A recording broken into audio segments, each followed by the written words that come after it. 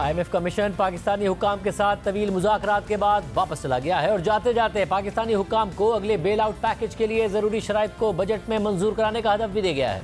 हालिया दौरे के हवाले से IMF के जारी करदा एलामिया के मुताबिक पाकिस्तान की दरख्वास्त पर IMF वफ्द ने मिशन चीफ नेथन पोर्टर की सरबराही में पाकिस्तान का 10 रोज़ा दौरा किया, जिसमें पाकिस्तान के मुआशी प्रोग्राम के प्लान्स पर बातचीत हुई, जिसको IMF अपने एक्सटेंडेड फंड फैसिलिटी से सपोर्ट फराहम कर सकता है। पाकिस्तानी हुकाम और IMF के दरमियान स्टाफ लेवल मुआहदे के लिए अहम पेशरफ्त हुई है। जामे इक़्तिसादी पॉलिसी और रिफॉर्म्स पर बातचीत हुई है। पॉलिसी मामलात पर पाकिस्तानी हुकाम से वर्चुअल बातचीत जारी रहेगी। वर्चुअल बातचीत में पाकिस्तान के लिए नए प्रोग्राम को हतमी शक्ल देने पर बात होगी। IMF के एलामिया के मुताबिक रिफॉर्म्स का मकसद पाकिस्तान में मुस्तहकम ग्रोथ का हदफ हासिल करना है। रिफॉर्म्स के जरिए पाकिस्तान की टैक्स आमदनी और वसाइल को बढ़ाना है, इंसानी वसाइल की तरक्की, समाजी तहफ़्फ़ुज़ और मौसमियाती तब्दीलियों के असरात से निमटना है। तवानाई के शोबे को काबिल भरोसा बनाना और उसकी भारी लागत को कम करना है। IMF एलामिया के मुताबिक स्ट्रक्चरल रिफॉर्म्स में महंगाई में कमी, रियासती इदारों की तंजीम नौ और निजकारी शामिल है। इस्लाहात का मकसद निजी शोबे की तरक्की है। ज़राए के मुताबिक पाकिस्तान को बजट, FBR और तवानाई के शोबे में इस्लाहात को पार्लियामेंट से मंजूर करवाना होगा और IMF से हालिया मुज़ाकरात के पेश नज़र सियासी बुनियादों पर तरक्याती प्रोग्राम को ख़त्म करना होगा, जबकि सूबों के मुतल्लिका शोबों में तरक्याती स्कीम सूबाई हुकूमतें खुद फंड करेंगी। पाकिस्तान को अब IMF से किए गए वादों को पार्लियामेंट से मंजूर कराने के बाद प्रोग्राम पर बातचीत का दूसरा मरहला शुरू होगा। पाकिस्तान और IMF के दरमियान हालिया मुज़ाकरात में क्या बातचीत हुई और IMF ने किन सेक्टर्स में हुकूमत को ज़्यादा इस्लाहात का कहा, इस हवाले से शहबाज राना की खबर के मुताबिक पाकिस्तानी ज़राए का कहना है कि IMF ने पाकिस्तान को तवानाई, माली और टैक्सेशन पॉलिसी पर टफ टाइम दिया। ज़रा ने यह भी कहा कि इन तमाम शराइत की मंजूरी अवाम पर गैर मामूली बोझ डालेगी, जबकि कुछ शराइत पाकिस्तान के दूसरे ममालिक के साथ दो तरफा ताल्लुकात पर असरअंदाज भी हो सकती हैं। खबर के मुताबिक एक अहम हुकूमती ओहदेदार ने बताया कि IMF के हालिया दौरे का मकसद पाकिस्तान की बजट तैयारियों का जायजा लेना था और ये देखना था कि क्या उसका अगले माली साल के लिए मुआशी फ्रेमवर्क फिस्कल और बैरूनी सेक्टर के इस्तेहकाम के मुताबिक है या नहीं। वज़ारत ख़जाना ने गुज़िश्ता हफ्ते वज़ीर आज़म शहबाज शरीफ को IMF प्रोग्राम की शराइत से आगाह किया था, जिसमें प्राइमरी सरप्लस GDP का 1% यानी 1250 अरब रुपए रखना शामिल है, जबकि बजट खसारा GDP का 6.8% यानी 8,500 अरब रुपए रखने का तखमीना लगाया गया, जबकि कर्जों पर सूद की अदायगी का तखमीना 9,700 अरब रुपए है। खबर के मुताबिक ज़राए का कहना है कि IMF ने पाकिस्तान को बताया कि बिजली पैदा करने वाली कंपनियों से दोबारा मुज़ाकरात करके महंगी बिजली की कीमत को कम किया जा सकता है। गुज़िश्ता रोज़ IMF मिशन की जानिब से मुज़ाकरात में मज़बूत पेशरफ्त और फिर मुत्तहिदा अरब अमारात की जानिब से पाकिस्तान में $10 अरब सरमायाकारी की यकीन दहानी के असरात आज स्टॉक मार्केट में भी नजर आए, जहां पहली बार इंट्राडे में स्टॉक मार्केट ने 76,000 पॉइंट्स की सतह भी उबूर कर ली। मुत्तहिदा अरब अमारात की जानिब से पाकिस्तान में $10 अरब की सरमायाकारी की यकीन दहानी पर वज़ीर तिजारत जाम कमाल का कहना है कि पाकिस्तान की तारीख में ऐसा कभी नहीं हुआ कि आम दौरे पर वहाँ के मुल्क का सदर इतना एतमाद जाहिर करे। उन्होंने पाकिस्तान पर छोड़ा है कि हम किन चीज़ों की निशानदही करते हैं जिसमें सरमायाकारी वो करेंगे।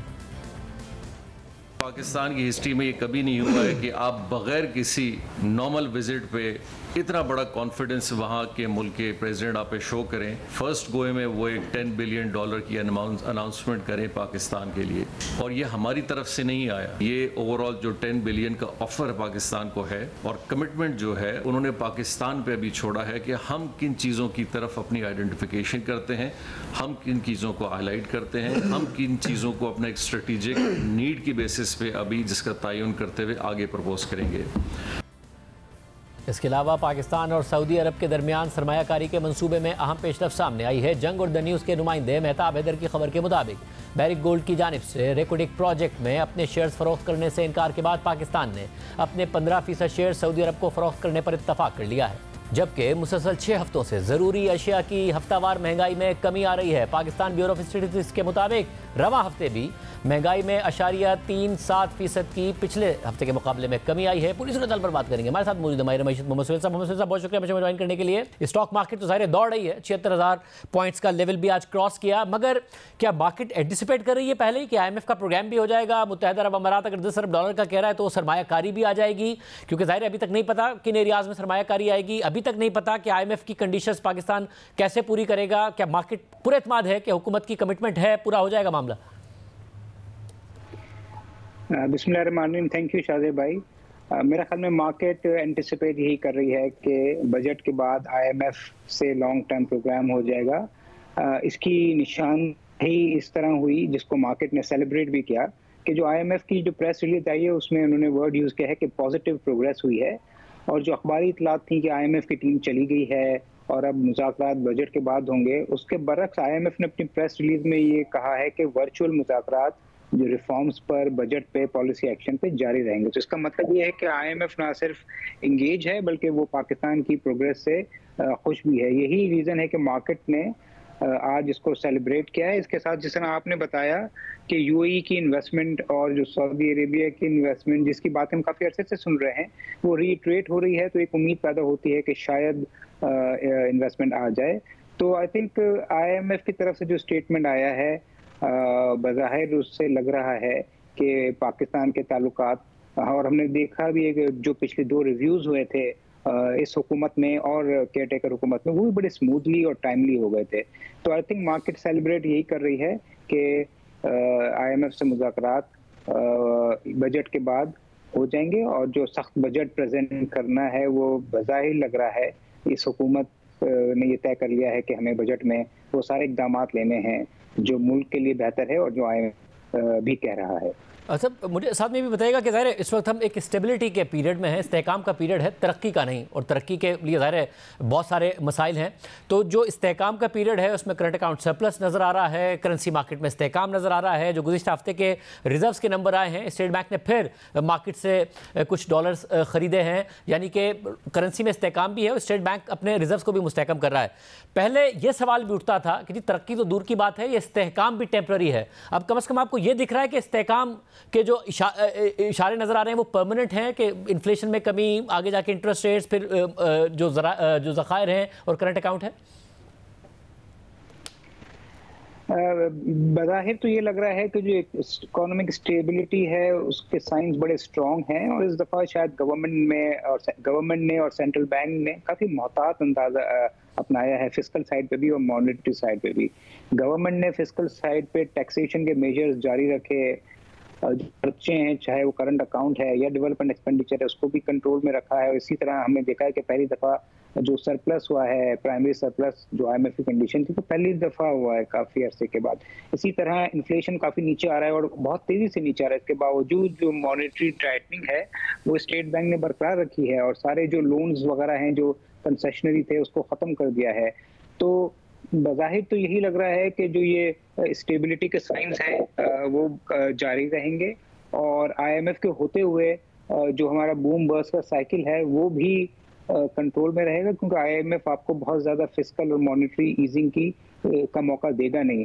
तो अब रिस्क तो ज़रूर है शाहज़ेब भाई, इसमें कोई बहुत बड़ा पॉलिटिकल हादसा या कोई इकोनॉमिक का हादसा हो जाए या कोई ग्लोबल इकोनॉमिक इश्यूज आ जाएं या कमोडिटी प्राइस बढ़ जाए, मगर ज़ाहिर जो हालात हैं और 1 साल से जो स्टेबिलिटी नज़र आ रही है उससे ये लग रहा है कि स्टेबिलिटी काफ़ी सस्टेनेबल है। अच्छा, साथ में स्टेट बैंक ने इंटरेस्ट रेट्स नहीं बढ़ाए, हालांकि गोइंग फॉरवर्ड नज़र आ रहा है कि इन्फ्लेशन नीचे जाए। पहली 17 पर आई, इस महीने के लिए 13% पर एक्सपेक्टेड है, शरह सूद 22% पर रहे। बहुत एक्स्ट्रा कॉशियस रहा स्टेट बैंक, कुछ तनकीद भी हुई स्टेट बैंक पर। आप ख्याल में दुरुस्त पॉलिसी है, क्योंकि बहुत ज़्यादा सूद की अदायगी है हुकूमत के ऊपर? नहीं, पॉलिसी बिल्कुल दुरुस्त है। हम हमेशा यही होता है कि पॉलिटिकल मकासद के लिए और कोई और मकासद के लिए हम बहुत ज़्यादा पॉलिसीज़ को लूज कर देते हैं। IMF का प्रोग्राम नहीं होता तो हम बिल्कुल आपे से बाहर हो जाते हैं, और फिर GDP 6% बढ़ जाती है, मगर करंट अकाउंट 18-19 अरब डॉलर का हो जाता है, और फिर जो क्राइसिस आता है उसके नुकसानात जो हैं वो बहुत ज़्यादा होते हैं। मेरे ख्याल में सेंट्रल बैंक की मॉनेटरी पॉलिसी कमेटी ने बड़ा रैशनल डिसीजन लिया है, मगर अब जो हालात है शायद उसमें इंटरेस्ट रेट कमी की गुंजाइश पैदा हो रही है, क्योंकि 6 हफ्ते से SPI जो है वो कम हो रहा है, और पहली दफ़ा 6% कम हो चुका है 1.5 माह में। तो इससे बज़ाहिर लग रहा है कि इन्फ्लेशन जो है CPI वो बहुत तेज़ी से कम होगा, और आगे जाके केयरफुली चीज़ों को देखते हुए और एक स्प्रेड मेंटेन करते हुए फॉरवर्ड लुकिंग बेसिस पे 3-4% का स्टेट बैंक रेट कम ज़रूर करेगा, मगर उतने कम शायद ना करे जितने पहले कर दिया करता था, क्योंकि IMF की भी तरफ से इंस्ट्रक्शन है और उन्होंने भी शायद सबक सीखा है कि बहुत ज़्यादा जो है लूजनिंग मॉनेटरी पॉलिसी की वो हीट अप कर देती है इकोनॉमी को, जिसके नुकसान ज़्यादा होते हैं।